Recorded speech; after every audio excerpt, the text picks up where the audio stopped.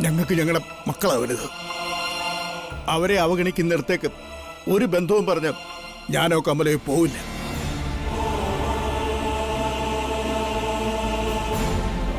എല്ലാം കണ്ട് മിണ്ടാതിരിക്കാനും ക്ഷമിക്കാനും ഒരു പരിധിവരെയല്ലേ സാധിക്കൂ. എല്ലാവരും മനുഷ്യർ തന്നെയല്ലേ. ചില സമയത്ത് പ്രതികരിച്ചു പോയെന്ന് വരും.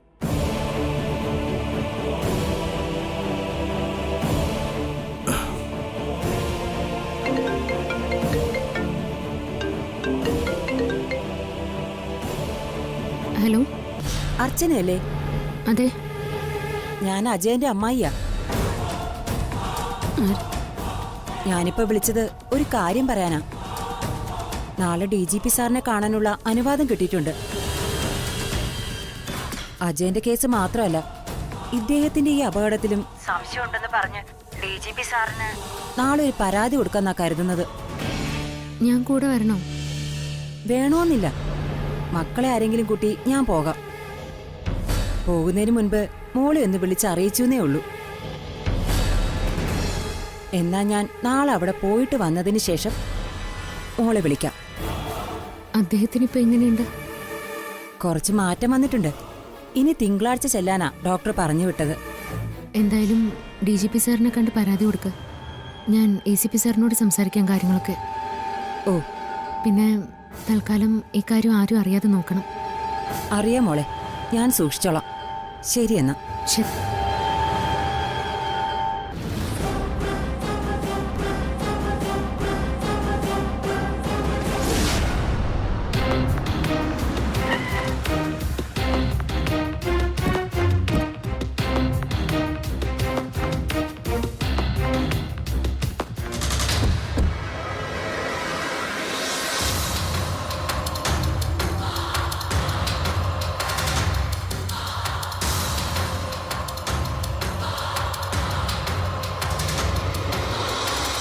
ഞങ്ങള് ചില കാര്യങ്ങൾ പ്ലാൻ ചെയ്തിട്ടുണ്ട്.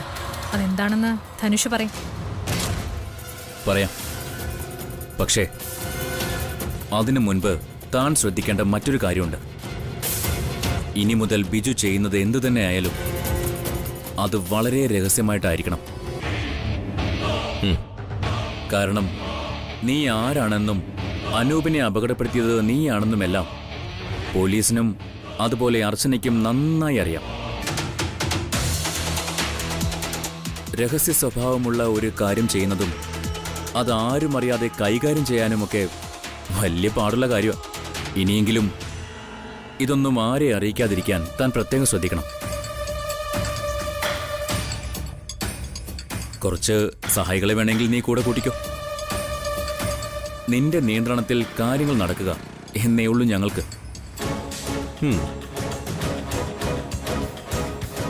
ഇനി കാര്യത്തിലോട്ട് വരാം. ഞങ്ങൾ നിന്നെ ഏൽപ്പിച്ച കാര്യം നീ ഞങ്ങൾ കരുതിയതിനേക്കാളും ഗംഭീരമായിട്ട് ചെയ്തു. ഇനി അതിനേക്കാൾ കുറച്ചുകൂടി റിസ്ക്കായ കാര്യമാണ് നിന്നെ ഏൽപ്പിക്കുന്നത്. ഒരാളെ ഒരു ദിവസത്തേക്ക് കിഡ്നാപ്പ് ചെയ്ത് പൂട്ടിയിടണം. പേര് സച്ചി. ഫോട്ടോ അവന്തിക നിനക്ക് അയച്ചു തന്നായിരുന്നല്ലോ. തന്നായിരുന്നു. അതിൽ കാണുന്ന സച്ചി എന്ന് പറയുന്നവൻ എന്റെ വിവാഹത്തിന്റെ തലേ ദിവസം മിസ്സിംഗ് ആവണം. പിന്നെ വിവാഹം കഴിഞ്ഞതിന് ശേഷമേ അവൻ തിരികെ വരാവൂ. സാറേ, ചോദിക്കുന്നുണ്ടെന്ന് തോന്നരുത്. ഈ സച്ചി എന്ന് പറയുന്ന ആള് സാർ വിവാഹം കഴിക്കാൻ പോകുന്ന പെണ്ണിന്റെ ആങ്ങളെയാണെന്നാ മേഡം പറഞ്ഞത്. അങ്ങനെ വരുമ്പോ അയാൾ മിസ്സിംഗ് ആയ ഈ വിവാഹം എങ്ങനെ നടക്കും? അതിനൊക്കെയുള്ള വഴി ഞാൻ കണ്ടിട്ടുണ്ട്. ഓക്കെ. ഈശ്വരന്റെ അനുഗ്രഹം കൊണ്ട് നെല്ലിശ്ശേരിയിലെ ഒരാണുങ്ങൾക്കും തലച്ചോറില്ല.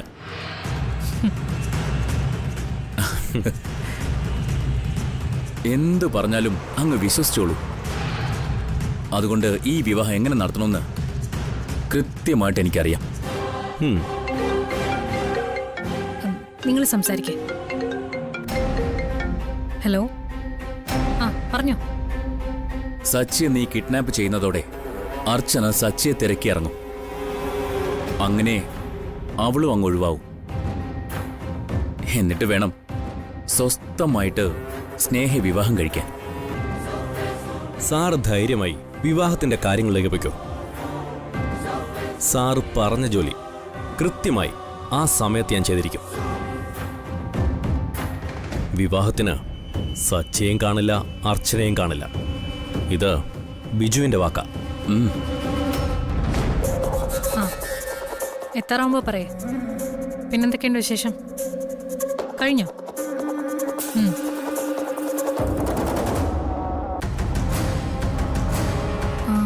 ഞാനിപ്പോൾ തിരിച്ചു വിളിക്കാം.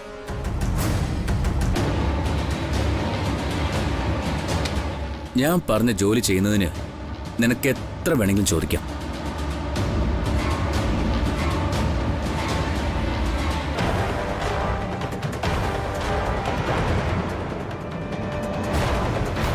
തൽക്കാലം ഇത് വെച്ചോ.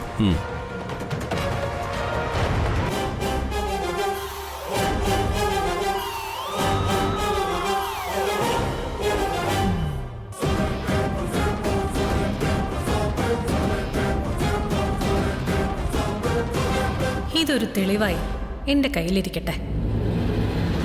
ഇന്ന് നീ എൻ്റെ കാൽച്ചുവട്ടിൽ അടിമയായിരിക്കാൻ ഇതെനിക്ക് വേണം.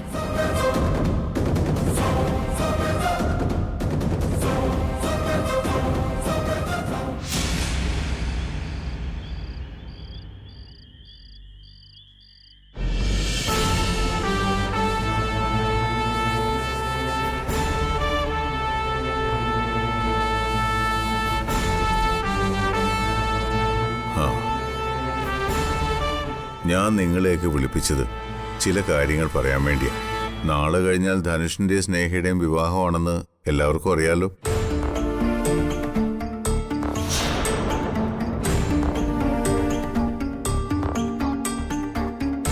മറ്റന്നാളാണ് വിവാഹമെങ്കിലും അന്ന് വരാൻ അസൗകര്യമുള്ളവരൊക്കെ നാളെ രാത്രി ഇവിടേക്ക് വരും. അപ്പോ അതിനു വേണ്ട കാര്യങ്ങളൊക്കെ ചെയ്യണം.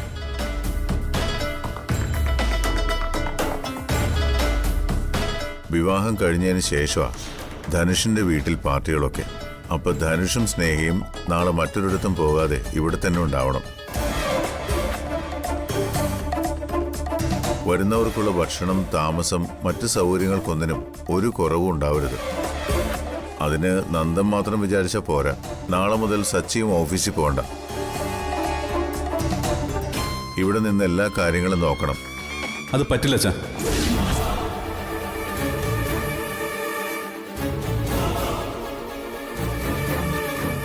നന്ദേട്ടനില്ല, സന്ദീപില്ല, ധനുഷില്ല, അനുപേട്ടനുമില്ല. ഇനി ഞാനും കൂടെ അവിടെ ഇല്ലെങ്കിൽ അവിടുത്തെ കാര്യങ്ങളെല്ലാം കുഴപ്പത്തിലാവില്ലേ? എന്ന് പറഞ്ഞാൽ വിവാഹത്തിന് നീ കാണില്ലെന്നാണോ? അങ്ങനൊരു തീരുമാനമെടുത്ത് സ്നേഹ എന്നെയൊക്കെ വിഷമിപ്പിക്കാനാണോ നിന്റെ തീരുമാനം? അങ്ങനൊന്നും തീരുമാനിച്ചിട്ടില്ല അച്ഛാ. അവിടെ കൂട്ടത്തിൽ ഒരാളായി ഞാനും ഉണ്ടാവും. നീ എന്തൊക്കെയാ സച്ചി പറയുന്നത്? വിവാഹത്തിന് വരുന്ന ആൾക്കാരിൽ ഒരാളായോ? അങ്ങനെയാണോ നീ സ്നേഹമായിട്ടുള്ള ബന്ധം? നീ അവളുടെ ഏട്ടനല്ലേ? നമ്മൾ രണ്ടുപേരും മാത്രമല്ലല്ലോ അവൾക്ക് ഏട്ടന്മാരായിട്ടുള്ളത്. സന്ദീപും കൂടില്ലേ? സ്നേഹയുടെ വിവാഹം നടത്തുന്നതിന് മുന്നോടിയായിട്ടുള്ള ഈ ചർച്ചയിൽ അവനെന്താ ആരും വിളിക്കാത്തത്? വിളിച്ചില്ലെന്ന് ആര് പറഞ്ഞു? ഞാൻ വിളിച്ചിരുന്നു. അവിടെ ആതിരയ്ക്ക് എന്തൊക്കെയോ സ്കാനിങ് ഉണ്ടെന്നും അതുകൊണ്ട് വരാൻ സാധിക്കില്ലെന്നൊക്കെയാണ് സന്ദീപ് എന്നോട് പറഞ്ഞത്. കുടുംബത്തിലുള്ള ഒരു കാര്യം നടക്കുമ്പോൾ അവിടെയുള്ള എല്ലാവരും അതിൽ പങ്കെടുക്കണ്ടേ? ഇപ്പൊ തന്നെ ഈ വിവാഹം നടത്തണമെന്ന് ആർക്കെത്ര നിർബന്ധം? ആതിരയുടെ പ്രസവം കഴിഞ്ഞിട്ട് പോരായിരുന്നോ ഈ വിവാഹം? സന്ദീപ് ആതിര ഹോസ്പിറ്റലാ. അച്ഛനെ പോലെ തന്നെ ഇവളുടെ തലയിൽ കൈവച്ച് അനുഗ്രഹിക്കേണ്ട ഒരാളാ അർച്ചനയുടെ അച്ഛനും. അവർക്കും വരാൻ സാധിക്കില്ല.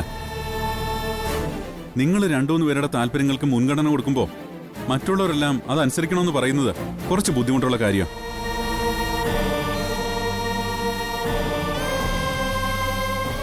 എനിക്കറിയാം നീ എന്തിനാ ഇങ്ങനെ പറയുന്നതെന്ന്. നിനക്കും അർച്ചനയ്ക്കും സന്ദീപിനും ഈ പറഞ്ഞ ആർക്കും ഈ വിവാഹത്തിനോട് താല്പര്യമില്ല. അത് നിങ്ങളായിട്ട് തന്നെ പറയുകയും അതിനുവേണ്ടി പലതും ചെയ്തതുമാണല്ലോ. താല്പര്യമില്ലായ്മ കാരണമാ സച്ചി ഇതൊക്കെ പറയുന്നത്. ചേച്ചിയോട് സച്ചിയേട്ടൻ പറഞ്ഞിട്ടുള്ളതല്ലേ അവര് തമ്മിൽ സംസാരിക്കുന്നതിനിടയ്ക്ക് അഭിപ്രായം പറയാൻ ചെല്ലരുതെന്ന്. ഒരു കാര്യം ഒരു തവണ പറഞ്ഞാൽ മനസ്സിലാവില്ലേ ചേച്ചിക്ക്? ഞാൻ സന്ദീപിനോട് പലതവണ പറഞ്ഞതാ ഇവിടം വരെ ഒന്ന് വരാനെങ്കിലും. അതിനുപോലും അവൻ കൂട്ടാക്കുന്നില്ല. ആതിര ഹോസ്പിറ്റലിൽ കിടക്കുന്നത് പ്രസവിക്കാൻ വേണ്ടിയല്ലേ? അതൊരു സന്തോഷം തരുന്ന കാര്യമല്ലേ? അതിന് അവൻ അവിടെ തന്നെ നിൽക്കേണ്ട കാര്യം എന്താ? സച്ചിയും സന്ദീപും ഒക്കെ ഇപ്പോഴും കാര്യങ്ങൾ മനസ്സിലാക്കാതെയാ സംസാരിക്കുന്നത്.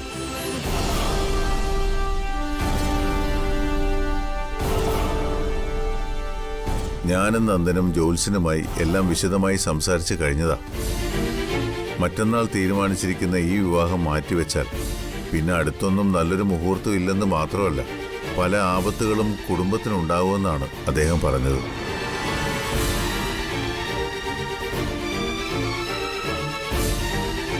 അതുകൊണ്ടാണ് ഞങ്ങൾ ഇതിപ്പോ തന്നെ നടത്തണമെന്ന് പറഞ്ഞത്. പല ആപത്തുകളെന്ന് അച്ഛൻ പറഞ്ഞത് എന്താണെന്നറിയോ? മറ്റന്നാൾ കഴിഞ്ഞാൽ പിന്നെ ഇത് നടത്താൻ നോക്കും തോറും ആർക്കെങ്കിലുമൊക്കെ അപകടങ്ങൾ ഉണ്ടാവും. ചിലപ്പോ ജീവൻ തന്നെ നഷ്ടപ്പെടുന്ന അപകടം. അതുകൊണ്ടാണ് ഞങ്ങൾ പറയുന്നത്. അല്ലാതെ അത്രയ്ക്ക് മനുഷ്യപ്പറ്റില്ലാത്തവരല്ല ഞങ്ങൾ. അന്നിവിടെ ഒന്ന് പറഞ്ഞ ആ ജോത്സ്യം തന്നെയല്ലേ? അപ്പൊ സത്യം തന്നെ ആയിരിക്കും. അച്ഛനും നന്ദേട്ടനും ഒക്കെ അയാളുടെ വാക്കും കേട്ട് പ്രവർത്തിക്കുന്നു ആലോചിക്കുമ്പോൾ തന്നെ എനിക്ക്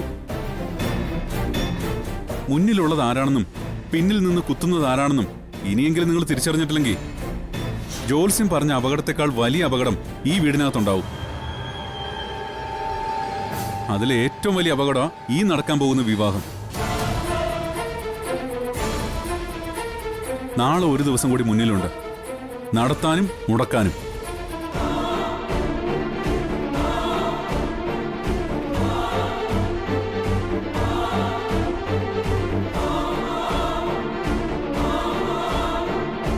നന്ദേട്ടാ, ആര് വന്നാലും വന്നില്ലെങ്കിലും ഒരു പ്രശ്നവും ഇല്ല.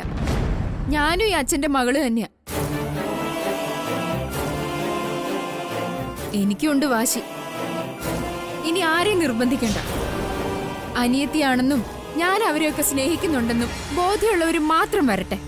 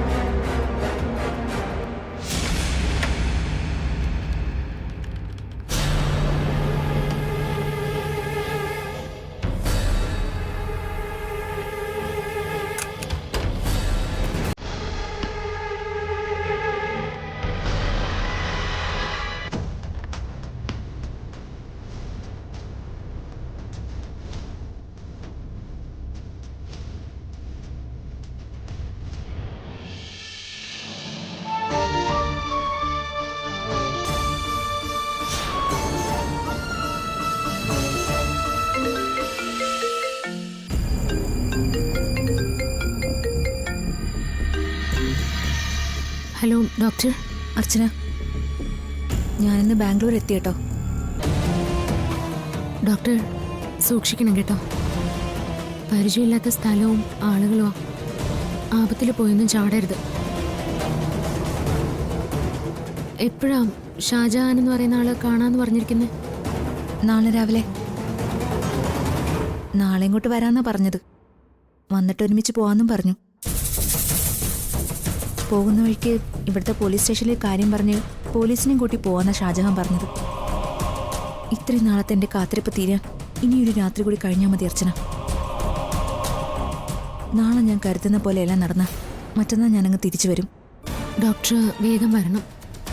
വന്ന് എന്നെ ഒന്ന് പല കാര്യങ്ങളിലും സഹായിക്കുകയും വേണം. ഇവിടെ പ്രശ്നങ്ങളൊക്കെ നടക്കുന്നത് കൊണ്ടാ. അല്ലായിരുന്നെങ്കിൽ ഡോക്ടറിൻ്റെ കൂടെ ഞാനും വന്നേനെ. താൻ അവിടുത്തെ കാര്യങ്ങളെല്ലാം നോക്ക്. ഞാൻ വന്നു കഴിഞ്ഞാൽ ഞാനും ഉണ്ട് തൻ്റെ കൂടെ.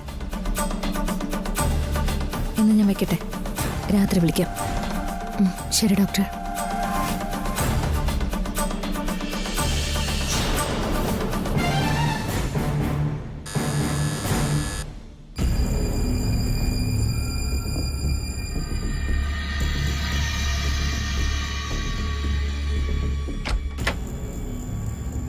Good afternoon madam.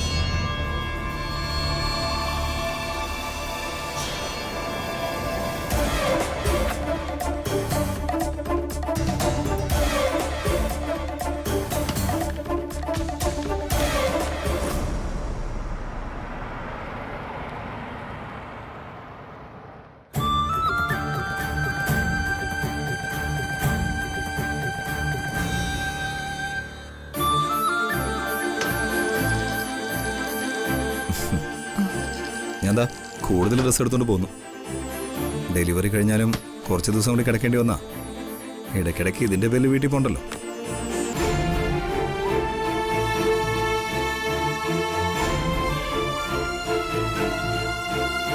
താനെന്തോ വലിയ ആലോചനയിലാണെന്ന് തോന്നുന്നല്ലോ. എനിക്ക് സന്ദീപിനോടൊരു കാര്യം പറയണമായിരുന്നു. എന്നോടൊരു കാര്യം പറയാനാണോ നീ ഇത്രയും ആലോചിക്കുന്നത്? അത് ആലോചിച്ച് പറയേണ്ട കാര്യം തന്നെയാ സന്ദീപേ.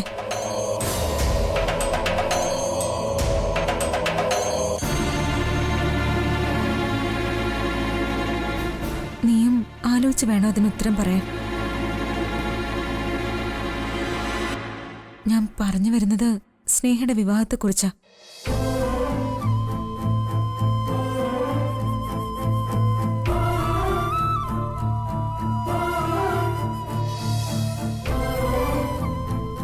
എല്ലാരും പങ്കെടുക്കുന്ന ഈ വിവാഹത്തിൽ നിന്ന് സന്ദീപ് മാത്രം മാറി നിൽക്കാന്ന് പറഞ്ഞ, അതും എന്റെ ഈ കാര്യത്തിന്റെ പേരും പറഞ്ഞ് എല്ലാവരും വന്ന് സ്നേഹയുടെ ഇളയേട്ടനെ തിരക്കുമ്പോ അവരോടൊക്കെ അച്ഛനും നന്ദേട്ടനും ഒക്കെ എന്ത് മറുപടി പറയും? നമ്മുടെ മനസ്സിലുള്ള കാരണവും നമ്മളിപ്പോ പറയുന്ന കാരണവും നിസ്സാരമായ ഒന്നാ. നമുക്കൊരു കുഞ്ഞു പിറക്കുന്നാണോ എനിക്ക് നിസ്സാരമായ കാര്യം? അതോ തനിക്ക് ഇടയ്ക്കിടയ്ക്ക് ബ്ലീഡിംഗ് ഉണ്ടാവുന്നതും അസുഖം കൂടുന്നതുമാണോ ഞാൻ നിസ്സാരമായി എടുക്കേണ്ടത്?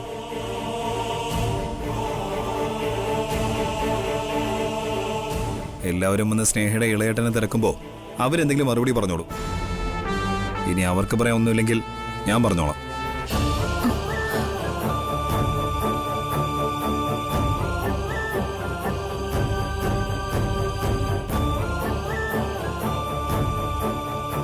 ഇത് തൻ്റെ മാത്രം പ്രശ്നമല്ല അതിരെ, എൻ്റെയും കൂടെ എന്ന് പറഞ്ഞ നമ്മുടെ.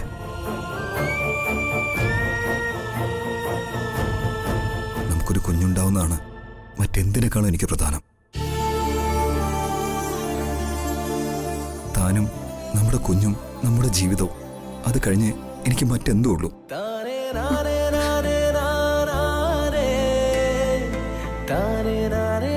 എനിക്കറിയാം സന്ദീപേ, 2-3 മണിക്കൂറൊന്നും മാറി നിന്നോന്ന് വെച്ച് എനിക്കൊന്നും പറ്റില്ല.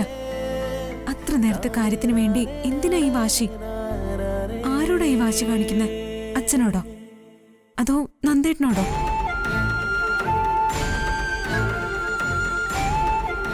എനിക്ക് ആരോടും ഒരു വാശിയില്ല. വാശിയൊക്കെ അവർക്കാ.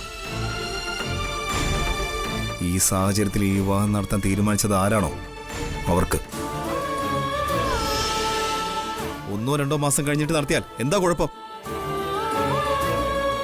അപ്പോ ആർക്കാ താൻ പറഞ്ഞ വാശി? എനിക്കോ അതോ അവർക്കോ?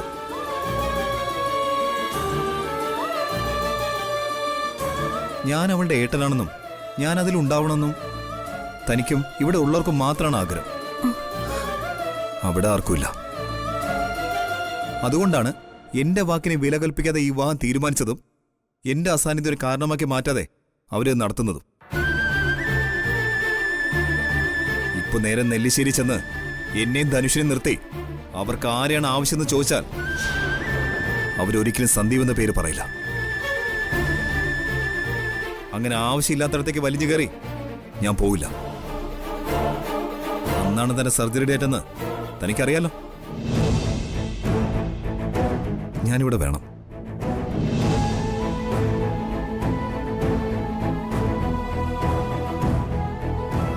ഇത്രയും നാളത്തെ കാത്തിരിപ്പിനൊടുവിൽ എന്റെ കുഞ്ഞിനെ കാണുന്ന ദിവസം അന്ന്